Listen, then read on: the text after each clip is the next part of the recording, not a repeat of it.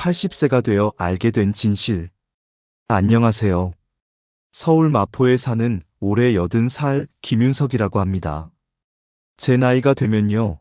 하루하루가 참 느리게 흐르는 것 같으면서도 어느 날 문득 벌써 이렇게 살았나 하고 깜짝 놀라게 됩니다. 아침에 눈을 뜨면 창문 너머로 비치는 햇살이 참 고맙습니다. 예전 같았으면 그냥 무심히 지나쳤을 순간들이 지금은 하루를 붙잡아주는 이유가 되거든요. 그런데 이 나이에 이르러서야 제 마음속 깊이 남아있는 건 화려했던 순간들이 아니더군요. 오히려 후회, 그리고 그때 조금만 더 잘했더라면 하는 아쉬움이었습니다. 하버드 대학교 노년학 연구팀이 80세 이상 노인 1000명을 조사했다는 이야기를 들었습니다. 그 결과 무려 절반 이상이 60대에 했던 선택을 가장 후회한다고 했습니다. 저는 그 연구 결과를 읽고 그저 고개를 끄덕였죠. 왜냐면 제 이야기이기도 했으니까요. 사람들은 흔히 말합니다. 인생의 황금기는 젊었을 때라고. 하지만 아니더군요. 진짜 황금기는 60대였습니다. 그때는 아직 몸이 움직였고 생각도 또렷했고 새로운 걸 시작해도 충분히 늦지 않은 나이였거든요. 하지만 저는 그 소중한 시기를 그저 아직 괜찮겠지 하는 마음으로 흘려보냈습니다. 여러분, 저는 지금 무릎이 아파서 침대에서 일어나는 것조차 쉽지 않습니다. 한때는 주말마다 등산을 다니고 친구들과 골프를 치던 사람이었는데 말이죠. 그 활기찬 나날이 이렇게 짧을 줄 몰랐습니다. 그래서 오늘 제 이야기를 꺼내려 합니다. 80세의 제가 만약 60세로 돌아간다면 무조건 실천할 5가지에 대해서요. 이건 단순한 조언이 아닙니다. 수천 명의 노인들이 실제로 겪은 후회와 그리고 제가 뼈저리게 깨달은 교훈을 담은 검증된 지침입니다. 혹시 지금 당신이 50대이거나 60대라면 오늘 이 이야기가 인생의 큰 전환점이 될지도 모릅니다. 그리고 70대, 80대라 해도 늦지 않았습니다. 우린 살아있는 한 다시 시작할 수 있으니까요. 부디 제 이야기를 끝까지 들어주세요. 이건 제 인생의 후회가 아니라 당신 인생의 기회가 될 수 있으니까요. 그럼 첫 번째 이야기, 건강관리부터 시작하겠습니다. 시작과 함께 구독과 좋아요를 눌러주세요. 삶에 도움이 되는 영상을 더 빠르게 받아보실 수 있습니다. 바로 시작하겠습니다. 첫 번째, 건강관리. 건강은 잃어봐야 그 가치를 안다고들 하죠. 저도 그 말 많이 들었습니다. 그런데 그때는 그저 남의 이야기 같았어요. 60대의 저는 이렇게 생각했습니다. 아직 허리도 곱고 친구들이랑 등산도 다니고 골프채도 휘두르는데 괜찮아? 그게 제 인생 최대의 착각이었습니다. 걷기, 그 단순한 습관. 제 옆집에 사는 박 선생님이 있습니다. 그분은 65세부터 매일 아침 공원을 3바퀴 걸었습니다. 비가 와도 눈이 와도 빠지지 않았죠. 지금 그분은 86세입니다. 장도 혼자 보고 손주와도 마음껏 놀아줍니다. 반면 저는요. 마트 한번 가려면 누군가의 부축이 필요합니다. 걸을 수 있을 때 더 걸었어야 했습니다. 하루 30분이라도 매일. 음식, 입맛이 아닌 건강을 위해. 저는 짜고 매운 걸 참 좋아했습니다. 아내가 싱겁게 먹자고 할 때마다 이게 무슨 맛이냐며 소금을 더했죠. 라면, 김치, 젓갈. 그게 제 식탁의 단골이었습니다. 결과가 어땠을까요? 74세에 고혈압 진단을 받았습니다. 그리고 지금은 음식의 맛도 잘 느끼지 못합니다. 그때 알았더라면 싱거운 맛에 적응하는 게 얼마나 큰 선물인지. 아니, 제 혈관과 심장을 지키는 보험이었다는 걸. 정기검진, 귀찮음과의 싸움. 정기검진도 마찬가지입니다. 바쁘다, 귀찮다는 이유로 1년에 한 번 정도만 받았습니다.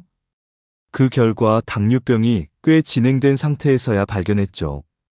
60세로 돌아간다면 저는 매년 빠짐없이 검진을 받고 의사의 조언을 철저히 따를 겁니다.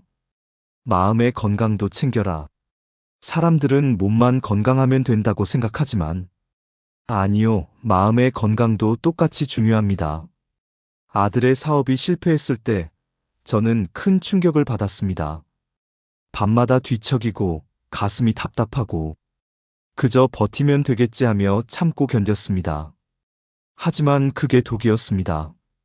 전문가의 상담을 받았더라면 지금의 불면증과 우울증은 없었을지도 모릅니다. 60대의 작은 습관이 80대를 만든다. 여러분, 60대의 작은 선택이 80대의 삶을 결정합니다. 매일 30분 걷기, 싱겁게 먹기, 정기검진, 스트레스 관리. 이건 특별한 비법이 아닙니다. 하지만 꾸준히 지키면 80세의 당신이 정말 잘했다고 말하게 됩니다. 건강을 지켰다면 그 다음은 재정입니다. 몸이 움직여도 돈이 없으면 마음은 무너집니다. 두 번째, 재정 계획. 건강이 무너지면 몸이 힘들고 돈이 부족하면 마음이 무너집니다. 60대 초반에 저는 이렇게 생각했습니다. 국민연금도 있고 퇴직금도 받았으니 괜찮겠지. 그때는 세상이 더 이상 변하지 않을 줄 알았어요. 물가가 오르고 의료비가 폭발적으로 늘어날 거라고는 상상도 못했습니다. 예측보다 훨씬 큰 의료비. 나이가 들수록 가장 크게 느끼는 건 의료비가 생각보다 훨씬 많이 든다는 겁니다. 한번 병원 문을 열면 진료비, 약값, 검사비, 거기에 재활치료나 간병 비용까지 줄줄이 따라옵니다. 이런 상황이 닥치고 나서야 저는 제 재정 계획이 얼마나 허술했는지 알게 됐습니다. 친구 이상철의 지혜. 제 친구 김상덕은 달랐습니다. 그는 58세 때부터 월 수입의 30%를 안정적인 투자 상품에 꾸준히 넣었습니다. 주식과 채권, 부동산, 예금 한 곳에 몰지 않고 분산했죠.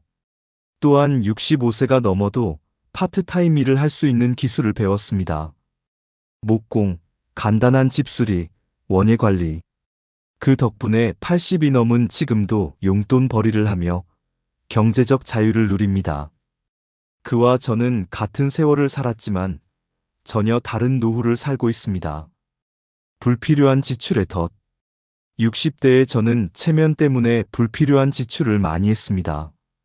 비싼 옷, 멋진 액세서리, 친구들과의 식사에서 내가 낼 개를 입버릇처럼 말했죠. 그게 멋이라고 생각했습니다. 하지만 이제 와서 돌이켜보면 그 돈이 지금 제 의료비, 생활비를 감당해 줄 수 있었을 텐데 말이죠. 멋은 순간이고 준비는 평생입니다. 부채, 그리고 자녀 지원. 또 하나 저는 자녀의 집 마련을 돕겠다며 대출을 받았습니다. 그게 지금까지 제 발목을 잡고 있습니다. 자녀를 사랑하는 마음 이해합니다. 하지만 내 노후를 희생하면서까지 도와주는 것은 오히려 그들에게 짐이 될 수 있습니다. 경제적 자립심을 가르치는 것도 부모의 중요한 역할입니다. 보험 늦지 않았다. 60대에 접어들면서 저는 보험은 이제 늦었어라고 생각했습니다. 장기요양보험, 실손보험 아무것도 가입하지 않았죠. 그 결과 지금 의료비 부담이 훨씬 커졌습니다. 제 지인 김상길 씨는 62세에 장기요양보험에 가입했습니다. 그런데 79세에 뇌졸중으로 쓰러졌을 때 간병 비용을 보험에서 지원받아 큰 도움이 됐습니다. 보험은 혹시가 아니라 언제의 문제입니다. 은퇴 후의 시간과 돈. 마지막으로 은퇴 후 삶에 대한 구체적인 계획이 필요합니다. 저는 은퇴를 맞으며 이렇게 생각했습니다. 이제 좀 쉬어야지. 가서 생각하지 뭐. 하지만 막상 시간이 많아지니 무엇을 해야 할지 몰라서 우울해졌습니다. 그리고 그 시간이 제 통장 잔고를 갉아먹었습니다. 60대로 돌아간다면 저는 일주일 단위로 일과를 계획하고 작더라도 일정한 수입이 나오는 일을 준비할 겁니다. 재정 계획은 돈만이 아니라 시간을 어떻게 쓸지도 함께 세우는 것입니다. 여러분, 경제적 여유는 노년의 자유와 존엄을 지키는 방패입니다. 돈이 전부는 아니지만 돈이 없으면 하고 싶은 일도 지키고 싶은 자존심도 지킬 수 없습니다. 지금이라도 늦지 않았습니다. 자신의 재정을 점검하고 필요하다면 전문가의 조언을 받으세요. 60대의 재정 관리가 80대의 삶의 질을 결정합니다. 건강과 재정 두 가지를 지켰다면 이제 남는 건 사람입니다. 다음은 인간관계에 대한 이야기입니다. 세 번째, 인간관계. 건강과 돈, 둘 다 중요합니다. 그런데요, 나이 들수록 제가 정말 붙잡고 싶은 건 사람이었습니다. 80세가 된 지금 제 옆에 남아있는 건 함께한 추억과 서로를 아껴주는 몇몇 사람뿐입니다. 집안 가득했던 가구나 통장 속 숫자는 이상하게도 제 마음을 따뜻하게 해주지 못했습니다. 관계의 질에 투자하라. 60대의 저는 바쁘다는 이유로 사람들을 멀리했습니다. 퇴직 후에는 더 이상 새로운 인연을 만들 필요 없다고도 생각했죠. 그게 제 인생에서 가장 큰 착각 중 하나였습니다. 제 친구 이상민은 아내와 사별한 뒤 오히려 새로운 사람들을 만나기 시작했습니다. 지역 모임에 나가고 취미 활동을 하며 집 문을 활짝 열어놓았죠. 그의 집에는 지금도 늘 누군가가 찾아와 차를 마시고 웃음소리를 남깁니다.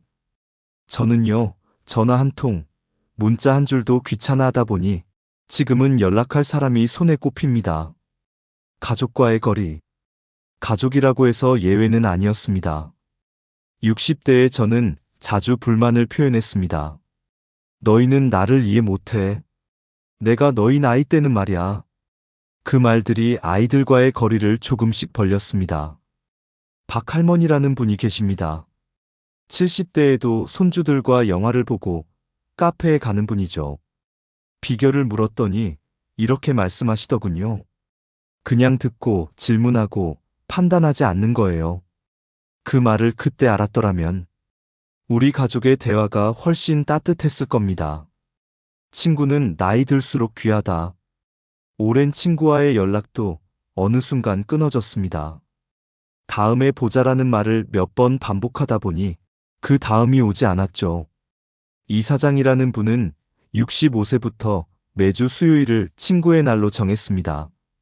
그렇게 15년 넘게 이어온 모임은 지금 그들에게 가장 든든한 건강보험이자 응급구조팀이 되었다고 합니다. 서로의 건강을 챙기고 어려움이 있을 땐 제일 먼저 달려가는 존재들이니까요. 새로운 인연의 가치. 은퇴 후에 저는 이렇게 생각했습니다. 새로운 친구는 필요 없어. 귀찮아. 그 결과 점점 세상에서 고립됐습니다. 반대로 김할아버지는 72세에 탁구를 배우기 시작했습니다. 거기서 만난 동호회 사람들과 매주 운동하고 식사하며 웃습니다. 그 웃음이 그분의 젊음을 지켜주고 있었습니다. 나눔과 봉사, 관계의 또 다른 문. 관계를 넓히는 가장 좋은 방법 중 하나가 봉사입니다. 우리 아파트 이웃, 신정 할머니는 68세부터 지역 아동센터에서 책 읽어주기 봉사를 했습니다. 그 활동이 그녀의 삶을 얼마나 빛나게 만드는지 옆에서 보는 저도 부러울 정도였습니다. 디지털로 연결되기. 저는 스마트폰이 낯설다는 이유로 배우기를 거부했습니다. 그 결과 멀리 있는 손주 얼굴을 영상으로 보는 즐거움을 놓쳤죠. 윤 할아버지는 70세에 스마트폰 교실에 다니기 시작했습니다. 이제는 해외에 있는 자녀, 손주와 매일 영상 통화를 합니다. 멀리 있어도 늘 함께 있는 것처럼 느낀다더군요. 여러분, 인생의 마지막 순간에 후회하는 건 일을 더하지 못한 것이 아니라 사랑하는 사람들과 더 많은 시간을 보내지 못한 것입니다. 60대의 저는 그 사실을 몰랐습니다. 하지만 당신은 아직 늦지 않았습니다. 전화 한 통, 메시지 하나, 거기서부터 시작해보세요. 관계는 나무와 같아서 꾸준히 물을 주고 가꿔야 늙지 않고 푸르게 자랍니다. 이제 관계를 지켰다면 남은 건 나 자신을 성장시키는 일입니다. 다음은 평생 학습과 취미에 관한 이야기입니다. 네 번째, 평생 학습과 취미. 건강을 지키고 재정을 마련하고 좋은 사람들과의 관계를 가꾸었다면 그 다음은 나 자신을 키우는 일입니다. 많은 분들이 이렇게 말하죠. 이 나이에 이제 뭘 배우겠어? 저도 그랬습니다. 그런데 그 생각이 제 삶을 얼마나 좁혀놨는지 지금은 잘 압니다. 배움에는 은퇴가 없다. 제 친구 이 선생님은 68세에 영어 공부를 시작했습니다. 처음에는 단어 하나 외우는 것도 버거웠다더군요. 그런데 포기하지 않고 7년을 공부했습니다. 그리고 75세에 혼자 유럽 여행을 다녀왔습니다.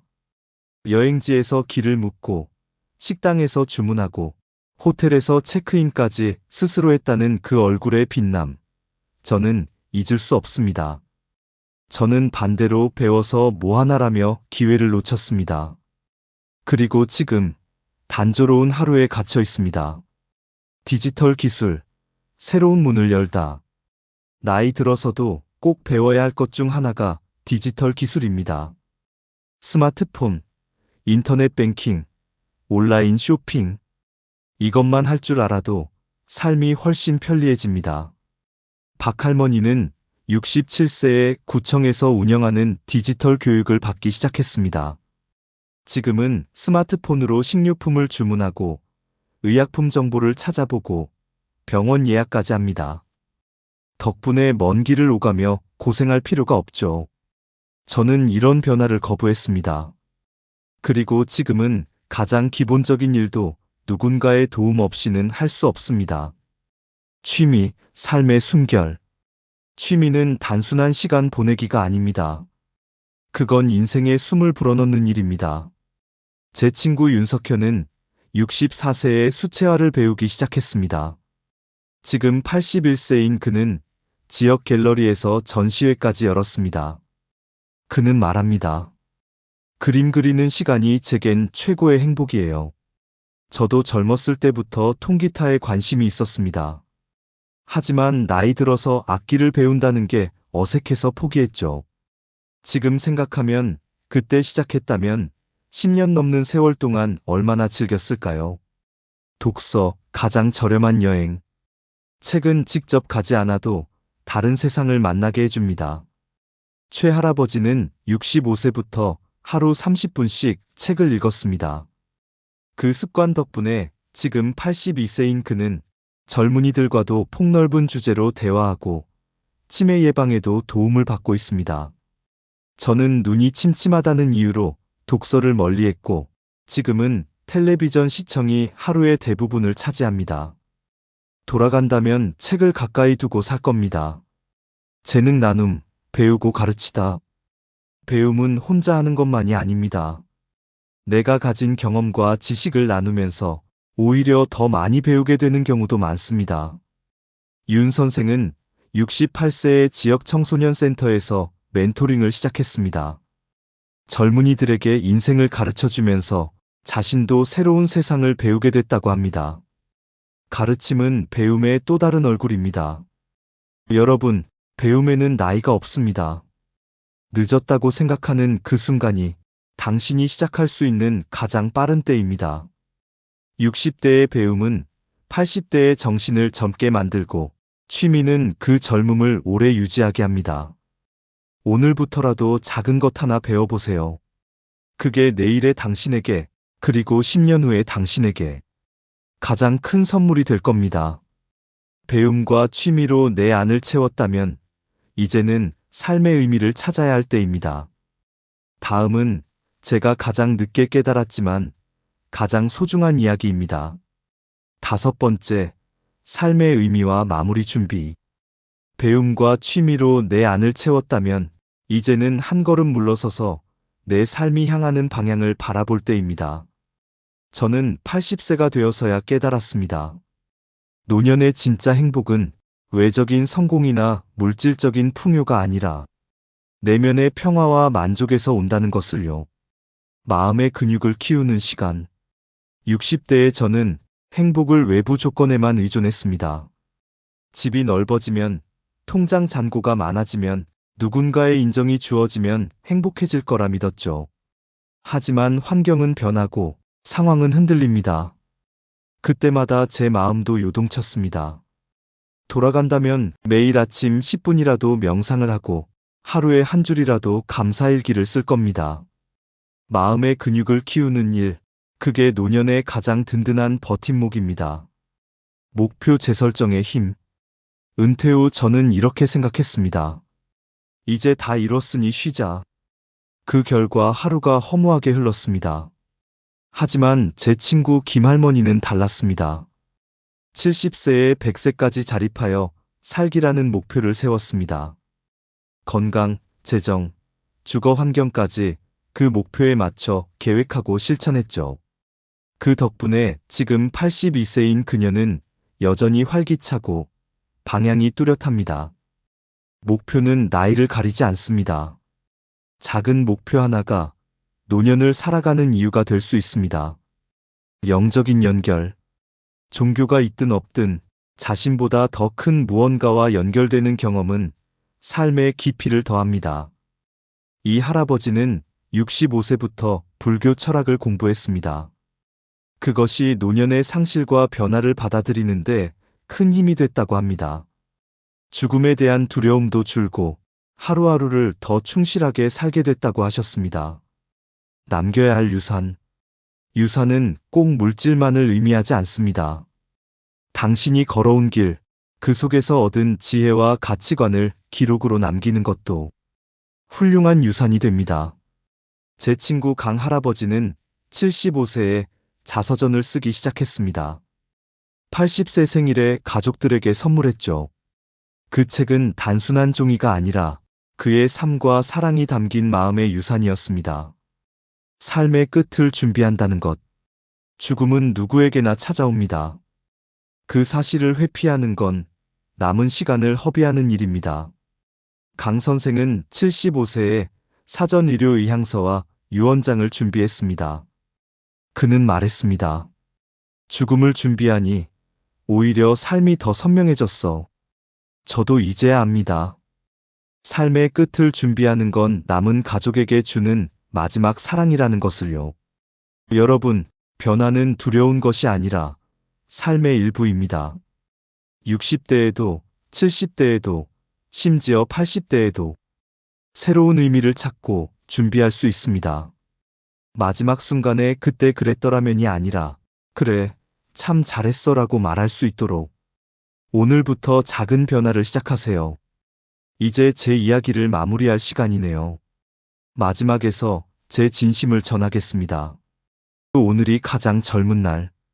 이렇게 80세에 제가 60대로 돌아간다면 무엇을 꼭 지키고 싶은지, 무엇을 놓치지 말아야 할지 모두 말씀드렸습니다. 혹시 제 이야기가 조금 길게 느껴졌을지도 모릅니다. 하지만요, 인생에서 가장 아픈 순간은 이럴 줄 알았더라면이라는 말을 하는 순간입니다. 저는 지금 그 말을 하고 있습니다. 하지만 당신은 아직 기회가 있습니다. 아직 늦지 않았다. 60대든 70대든 아니면 그보다 더 젊든 우리가 살아있는 한 다시 시작할 수 있습니다. 건강을 위해 하루 30분 걷는 것, 지출을 줄이고 재정을 점검하는 것, 소중한 사람에게 전화 한 통 하는 것, 책 한 권을 집어드는 것, 그리고 오늘 하루에 감사하는 것. 이 모든 건 지금 당장도 할 수 있는 일입니다. 오늘이 남은 인생 중 가장 젊은 날. 사람들은 종종 나이는 숫자에 불과하다고 말합니다. 저는 거기에 한마디를 더하고 싶습니다. 인생은 나이가 아니라 마음가짐에 달려 있다. 오늘이 당신의 남은 인생 중 가장 젊은 날입니다. 그리고 오늘의 선택이 미래의 당신을 웃게 만들 수도, 울게 만들 수도 있습니다. 저는 바랄 뿐입니다. 당신이 80세가 되었을 때 저처럼 후회의 눈물이 아닌 감사의 미소를 짓기를. 미래의 당신이 오늘의 당신에게 이렇게 말하길 바랍니다. 고맙다. 그때 시작해줘서. 여러분의 노년이 인생에서 가장 충만하고 행복한 시간이 되기를 진심으로 바랍니다. 감사합니다.